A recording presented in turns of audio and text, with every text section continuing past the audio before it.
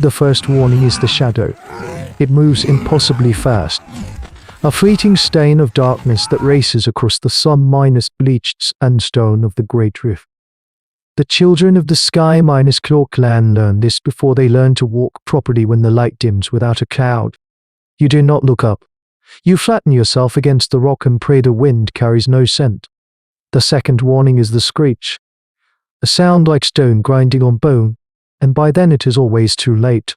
This is the brutal reality of their existence. Our life lived on the vertical edges of an ancient earth, where the primary architects of fear are not the great walkers below, but the masters of the air above. They are the sky-claw. Homo sapiens clinging to the world's edge, and the sky is a hunting ground. Today, the shadow falls on Alara as she scrapes lichen from an exposed ledge. Her infant is strapped to her back in a sling of woven hide. The dark shape glides over her, and her blood turns to ice.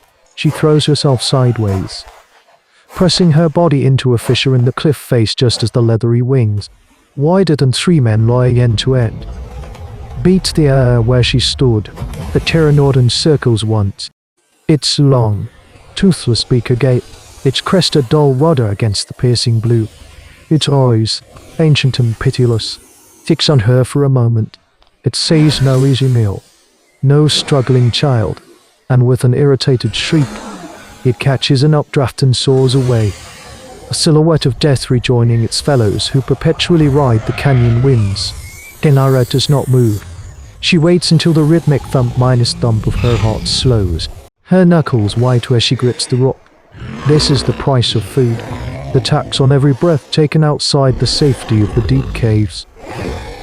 Later, as the sun bleeds orange across the horizon, a hunting party returns. They move with the practiced, tense economy of a people who know they are prey.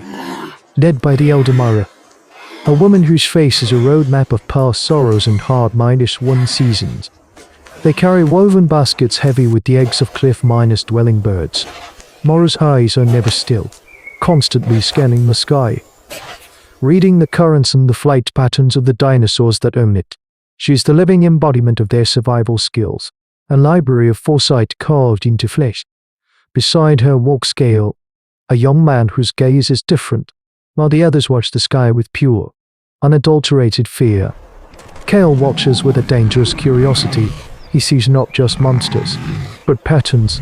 He observes how they use the wind, how the younger ones are clumsy, how they fight amongst themselves over territory. His focus makes the others uneasy. To study the blade that might kill you is to invite it closer. As they near the entrance to the great cavern, a sudden squall of wind howls up from the canyon's gut. One of the hunting Pteranodon toes off guard, tumbles in the air. It fights the current, its great wings straining. But it is young. It loses altitude, spiraling down into the lower, shrouded chasms of the rift, a place from which nothing, man or beast, ever returns. The others see a momentary reprieve. Kael sees an anomaly, a break in the pattern of perfection. An idea, terrifying and heretical, begins to form in the quiet corners of his mind. The clan celebrates the fallen Pteranodon as a blessing from the spirits of the rock. One less shadow is a gift of precious time, a few more days of relative safety for the children who play near the cavern mouth. But Kael does not celebrate. The image of the creature spiraling into the abyss has imprinted itself behind his eyes. It is not an omen. It is an opportunity. A dangerous and insane whisper that goes against every survival instinct his people have ever honed. He watches the elders recount tales of snatched ancestors, reinforcing the ancient terror, a pillar of their culture. To them, the creatures are monolithic, mindless death from above. To Kael, the fall revealed a crack in that monolith. They are not gods, but flesh and bone. They can be clumsy. They can be vulnerable. The foundation of prehistoric life is not just terror, but opportunity for those who dare to see it. This thought becomes an obsession. He begins to take risks, using forgotten, treacherous handholds to descend into the canyon's lower levels. A taboo place the clan calls the Eater of Light. He moves with a desperate stealth, knowing that, if he is discovered, The punishment is exile, a slow, lonely death sentence. He is not just breaking a rule, he is committing a form of species treason. Down in the humid, misty depths, where giant ferns drip with perpetual moisture, he finds it. The young Pteranodon is not dead. It is wedged in the crux of a fallen petrified tree, its left wing bent at a sickening angle. It is terrified, hissing and snapping its long beak as he approaches. Kael sees the fine, hair-like filaments covering its body.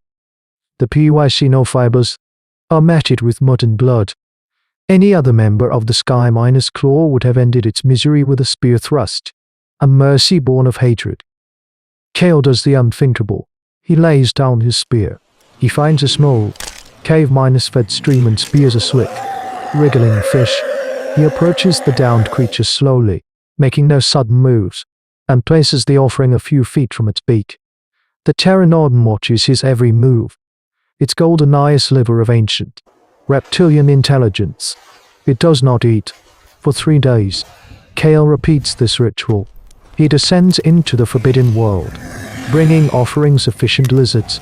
He speaks to it, not in words, but in a low, calm tone, the same he heard his mother use to soothe him as a child. He is an outcast tending to the clan's most hated enemy, a secret that burns in his gut. This is a hard choice, a gamble against the accumulated wisdom of his human ancestors. But on the 4th day, something changes. As he nears, the creature does not hiss. It emits a low, guttural clicking sound. It watches him lay down the fish, and after he retreats a few paces, it cautiously stretches out its neck and swallows the meal. It is a moment of profound connection, a fragile bridge of reciprocity built across an impassable evolutionary gulf. In the dim light of the canyon floor, Kael feels he is witnessing the dawn of a new kind of consciousness, a new chapter in hominid history waiting to be written. Weeks bleed into one another, in the humid shadows of the canyon floor. A bond is forged unlike any in the history of the prehistoric world. Kael names the creature Sky-Wind. He learns the landscape of its body, the hollow-boned lightness of its frame, the surprising warmth radiating through its leathery wings, the fused vertebrae of its back, a solid, saddle-like structure known as a notoria. He is conducting his own form of primitive paleontology, learning the living creature rather than its fossilized remains. Sky-Wind, in turn, learns the scent of Kael, the cadence of his voice. It allows him to touch its neck, to help set the bone in its wing with a splint of wood and hide. The relationship is a quiet rebellion, a testament to a new form of intelligence in the saga of human evolution. This is no longer about prey and predator. It is the genesis of symbiotic mutualism, a partnership that could reshape their destiny. The secret, however, is too profound to remain hidden. Mara, her instinct sharpened by a lifetime of vigilance, notices Kael's less frequent and risky absences. She follows him one dusk, her heart a cold stone in her chest, expecting to find him broken on the rocks below. What she discovers is far more terrifying. She sees Kael sitting beside the clan's winged demon, sharing a freshly caught fish with it as if it were a camp dog. The betrayal feels absolute. She returns not with anger, but with a chilling silence that speaks louder than any war cry. The clan convenes, and Kael is dragged before the elders. He is accused of consorting with death, of inviting the shadow into their home. He sees the fear and hatred in their eyes, the same fear he once felt. But he no longer sees a monster. He sees a Kael. It is not death, he pleads, his voice ringing with a conviction that stills them. It is a high place from which to see our enemies, a way to find the herds of triceratops beyond the rift. We live on the shore of the world, but this is a way to touch the sky. His words are met with stony silence, broken only when a hunting party, armed with obsidian-stepped spears, begins a grim descent into the Eater of Light to eliminate the threat. Kael, desperate, breaks free and scrambles down the familiar path, shouting Sky-Wind's name. The Pteranodon, now almost fully healed, hears the panic in his call as the hunters close in. Its great head snaps up, and it lets out a piercing cry. Kael doesn't hesitate. He runs to its side and, in a single, fluid motion born of familiarity, climbs onto its back. His hands finding their practiced grip on the ridge of the notorium. It is the ultimate leap of faith. The hunters stop, paralyzed by the sight. With a powerful thrust of its legs and a titanic downbeat of its wings, Sky-Wind launches itself into the air. The force presses Kael flat. The ground vanishes. For a terrifying, exhilarating moment, they are weightless, suspended between the world he knows and the one he has only dreamed of. The canyon walls blur. The wind screams in his ears, and then they are above it all, soaring on the thermal currents. The world opens up beneath him, a map of life no human has ever seen. The other dinosaurs of the sky circle them, curious but not aggressive. He is one of them now. Below, the Sky-Claw clan stares upward, their spears limp in their hands, their shield eclipsed by a raw, disbelieving awe. They are no longer looking at an outcast. They are witnessing a god. That flight did not just carry a single man. It lifted the destiny of a species. The sight of Kael and Sky-Wind carving arcs against the sun shattered the clan's most fundamental truth, that the sky was a domain of death from which humans could only hide. It became a new territory, a hunting ground, a highway.